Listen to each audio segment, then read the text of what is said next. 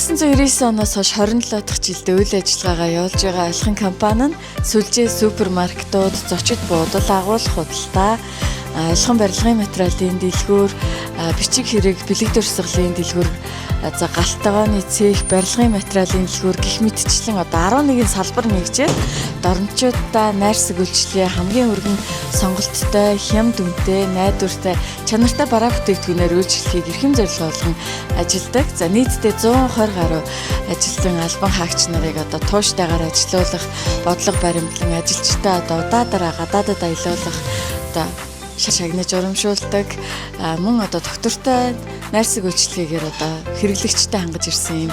Манай дорнодын бас ууган хөдөлгөөний компаниудын нэг лээ. Айгу хурдан өглөөний хоолндоо бэлтгэж бол юм дэжгүй. Энэ бол хөдөө гадаа явхад бол их хайтайхан. Шууд ингэ билетэндээ тайлбарлаач тийм их. Миний яарч твцэн үед бол нэг тэгэл орой морой өглөөндөө ч юм уу өдөртөө ч юм уу туслаад шууд ингэ усан тэгэл туслаад үзсэн.